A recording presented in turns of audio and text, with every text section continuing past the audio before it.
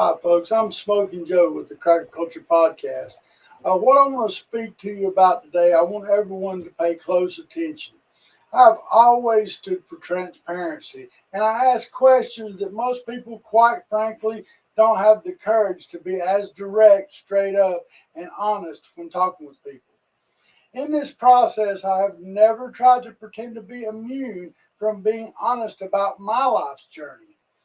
From the onset of me creating my platform, I openly told my story and have never once tried to keep anything hidden from anyone. I've been approached by two talented authors who expressed interest in collaborating to put my life in print. I will admit the concept is not something that I have ever imagined, and I feel that I need more information before I commit to any such obligation. I think if I do, the title should be Bitches and Bulls. Bitches are constantly spending time trying to deflect attention away from their inappropriate actions. They have a constant fear of being exposed. Some even have exit plans prepared in case exile becomes necessary. Bitches get excited when the fear of someone getting close to their devious actions that could tarnish their questionable reputation. The bull, however, is a breed that never backs down. He will tamp the ground with a thunderous stomp.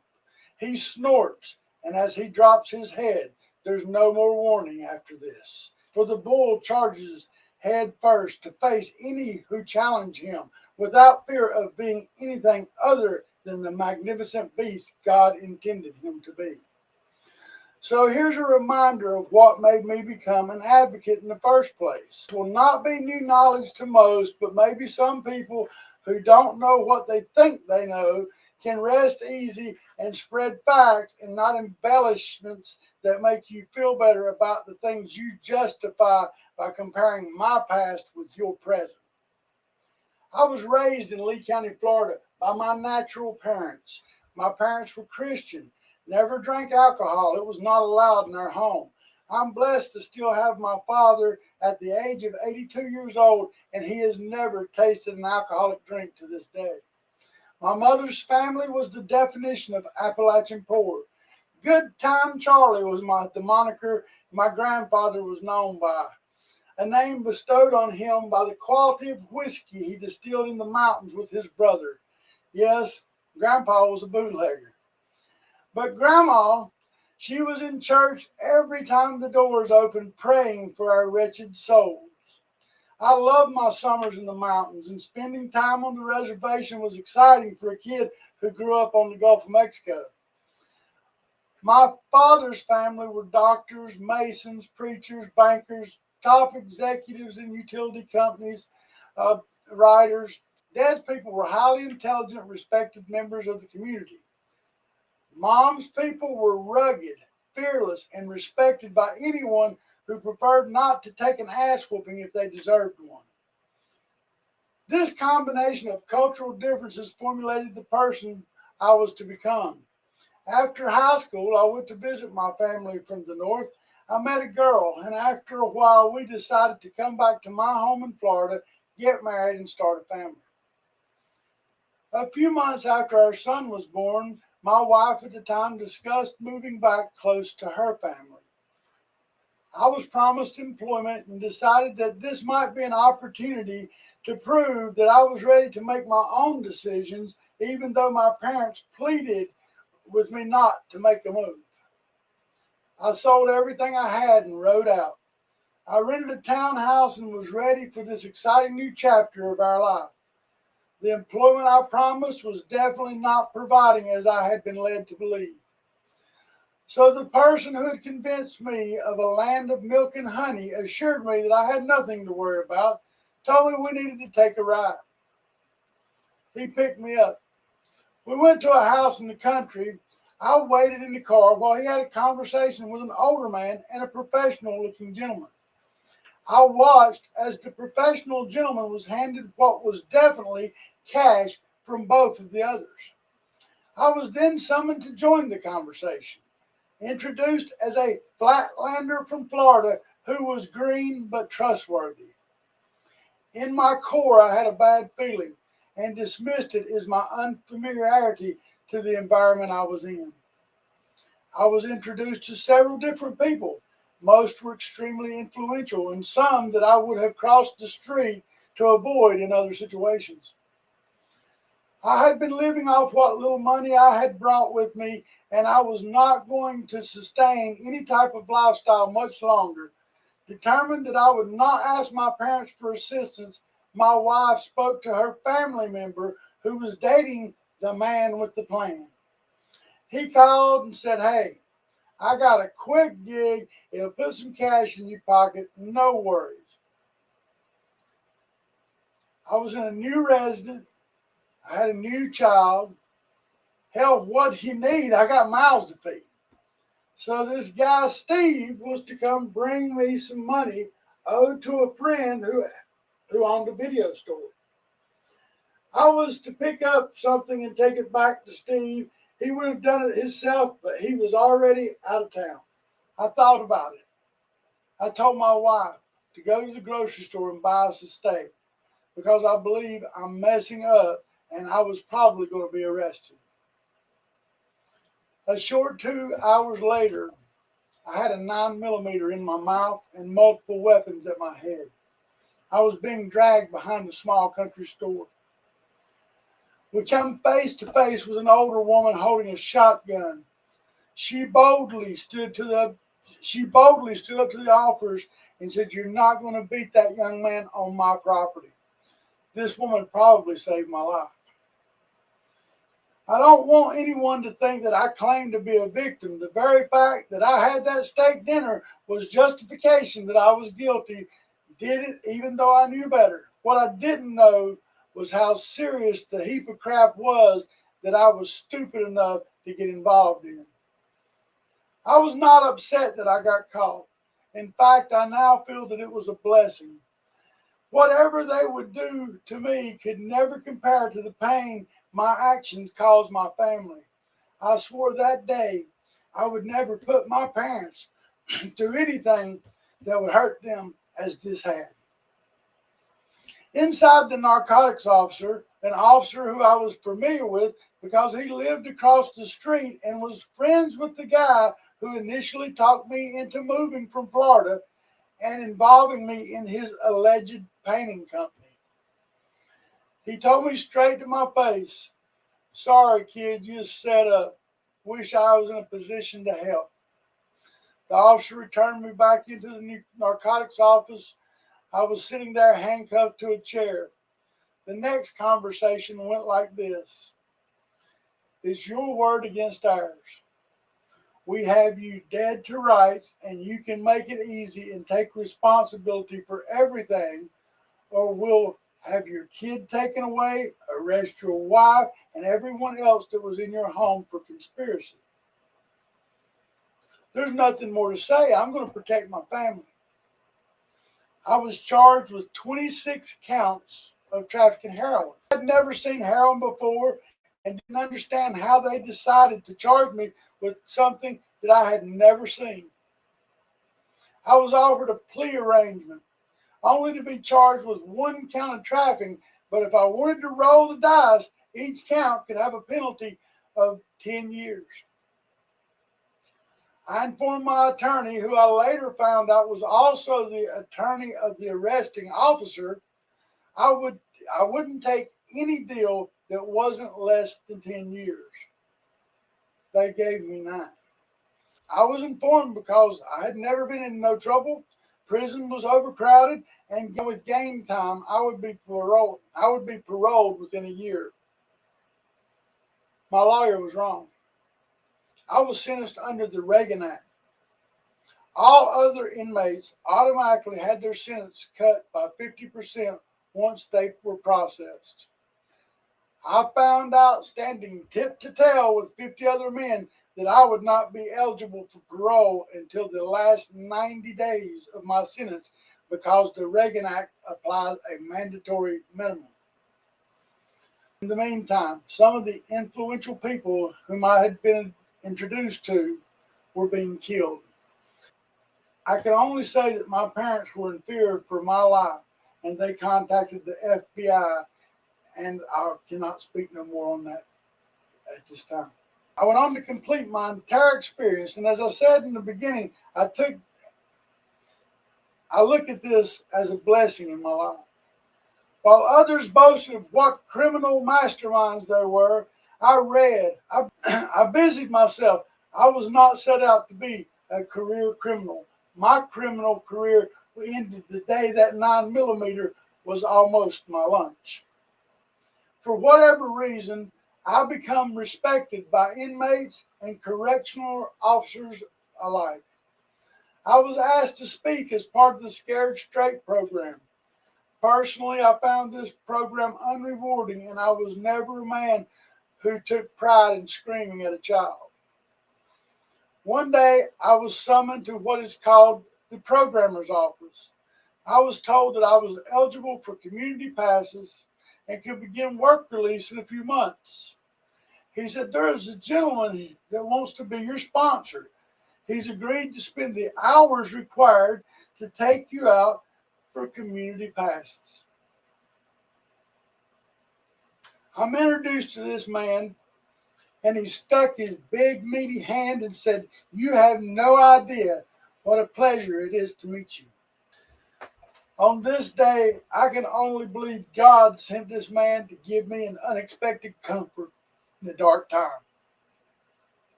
This man's name was Joe Pope. This man's name was Joe Pope. He was one of the most well-respected men in the entire town. He was at the prison every day. He walked the yard with me. He also prayed with and for me every day. Putting in the time to satisfy the Department of Corrections, the very day I was eligible to leave with a sponsor, good old Joe was standing at the gate. He smiled, said, where do you want to go? It was an easy answer. The first chance you get to buy sundries unavailable inside. Bet on Walmart being your premier destination. Mr. Pope would be there every time I was eligible for a pass, 3 days a week at first. I became eligible for work release, and the programmer put me to work at a Wendy's fast food restaurant. Mr. Pope would regularly visit me at work and inquire about how things were going. I would use one of my community passes every Sunday at Mr. Pope's request. I was brought to the Pope home. I was treated as well as any family member. I was not one of the people who believed God was lost in prison and that's where most claimed they'd found him. I never at any time thought that God was not my salvation. The extension of the amount of time you receive for leave increases on your behavior. I soon become eligible for a home pass overnight stays 2 days twice a month. I began regularly attending Chapel Grove Church. I was welcomed and received with compassion. The pastor came to me one day and asked if I could help him, and I immediately said, what can I do for you, sir? This was a huge church, and when he looked at me and said, I would like you to head up our youth outreach ministry.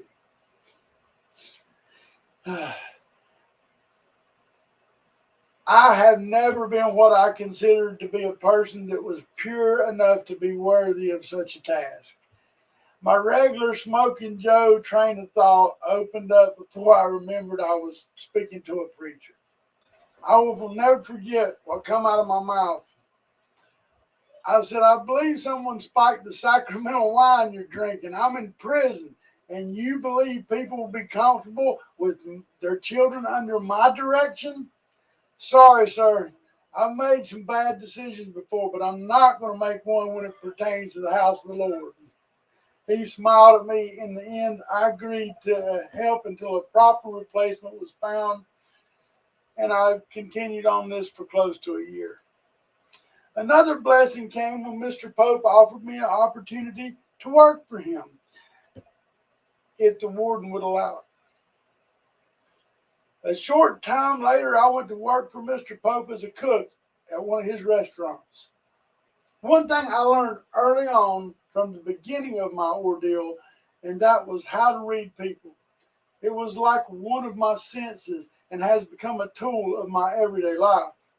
Mr. Pope had made my quality of life better than one could have ever expected while incarcerated. I'm a loyalist and to a fault, and Joe Pope beyond earned my allegiance.